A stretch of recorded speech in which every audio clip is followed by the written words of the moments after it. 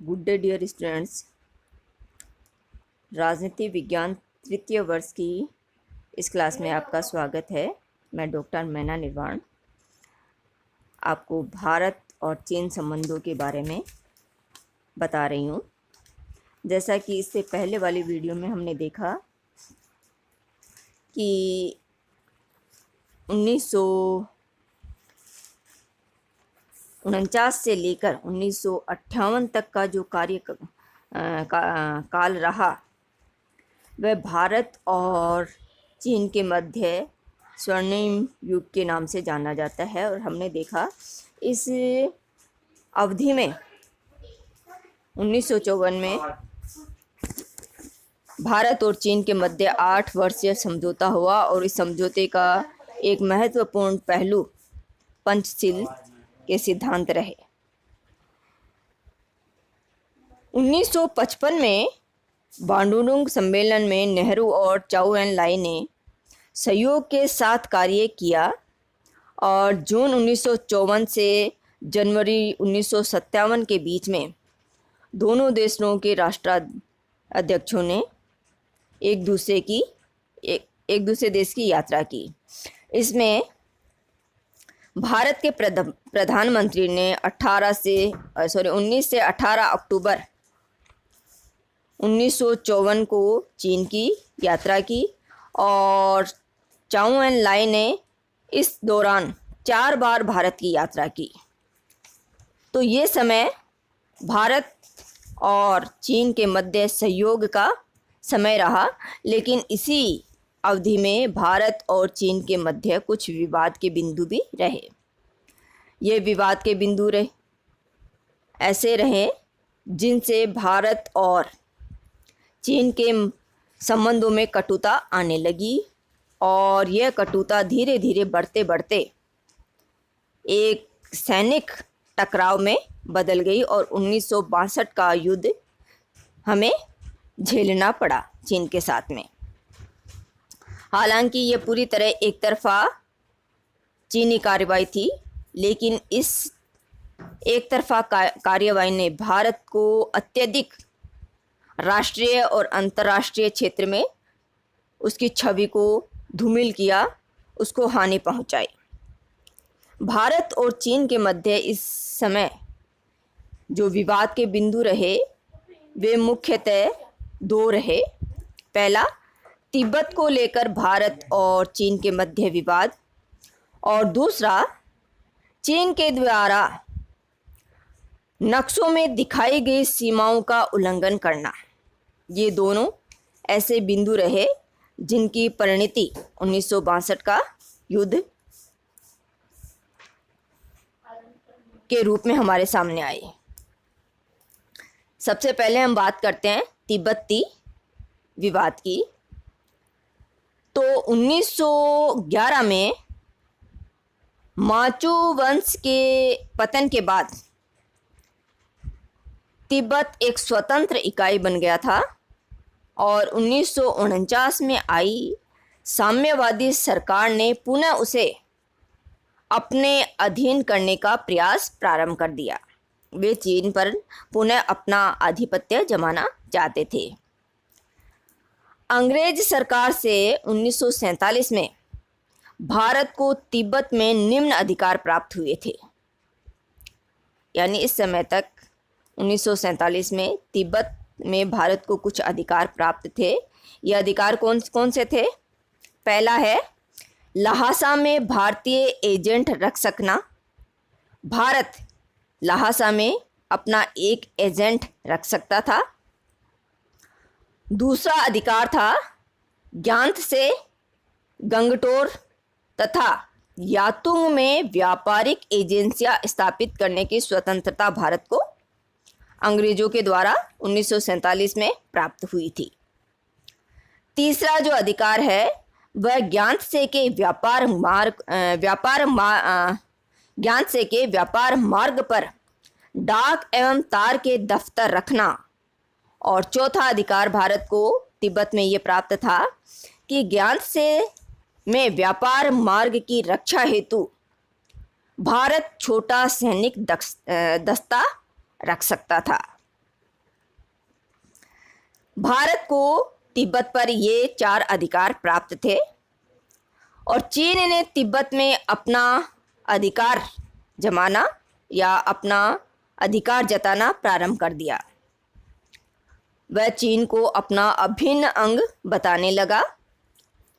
भारत तिब्बत में अपने अधिकार छोड़ने के लिए तैयार हो गया और चीन की सत्ता को तिब्बत पर स्वीकार करने को वह तत्पर हो गया, किंतु वह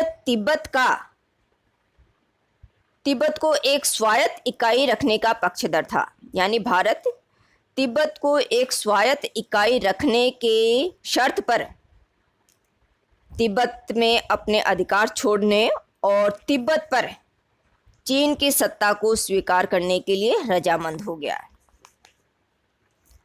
चीन ने 25 अक्टूबर 1950 को तिब्बत में सैन्य कार्रवाई कर दी। 23 मई 1951 में चीन और तिब्बत में समझौता हो गया।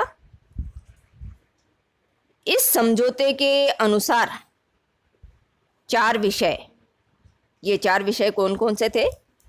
विदेशी संबंध, व्यापार, सुरक्षा तथा आवागमन पर चीन का नियंत्रण रखा जाना सुनिश्चित हुआ। शेष विषय चीन में पूर्ण स्वतंत्र रहेंगे, ऐसा समझौता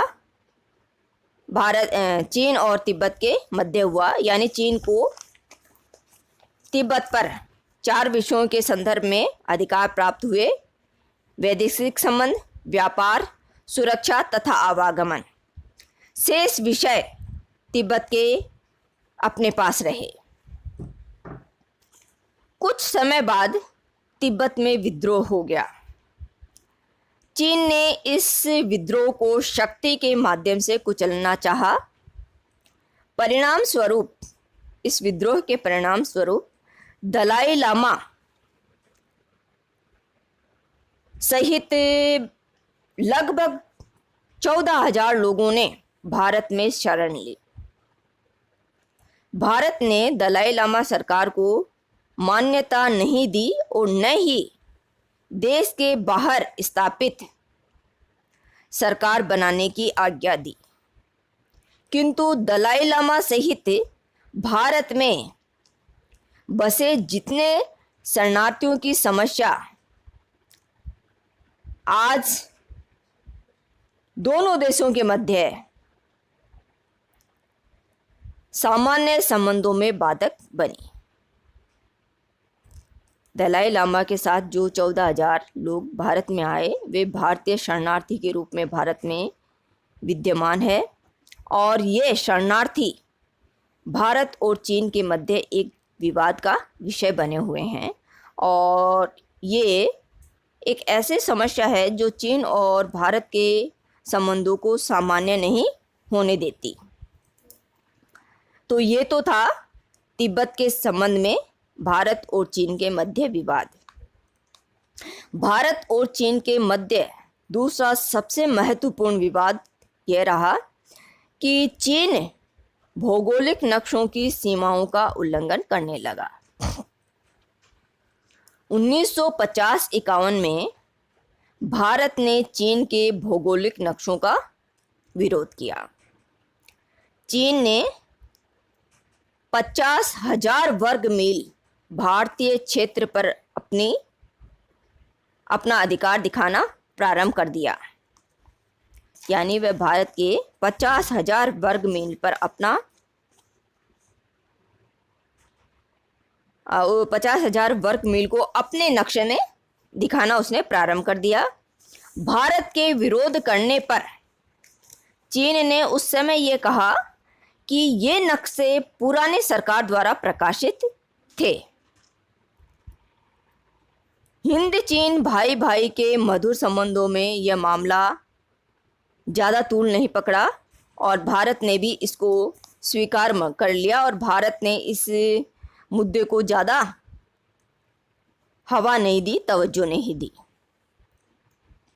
लेकिन 4 वर्ष बाद चाइना पिक्टोरियल में दोबारा उसी प्रकार का नक्शा प्रकाशित किया गया जिसमें 50,000 वर्ग मील की भूमि पर चीन ने, भारतीय भूमि पर चीन ने अपना दावा दिखाया। अतः विवाद खड़ा हो गया। 21 अगस्त 1958 को भारत ने पुनः चीन के इस दावे का विरोध दर्ज करवाया।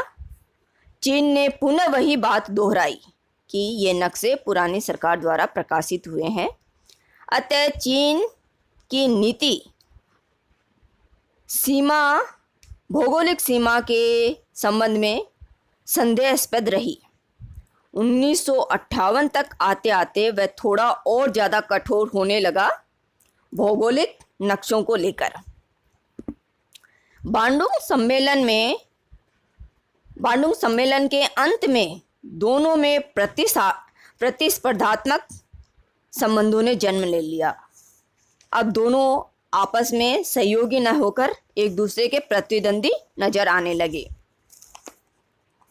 1954 में अपने पार्टी कार्यकर्ताओं को दिए गए भाषण तथा 1959 में राज्यसभा में चीन की नीति के बारे में नेहरू ने एक ऐसा वक्तव्य दिया जो हमारे लिए एक संदेश था। उन्होंने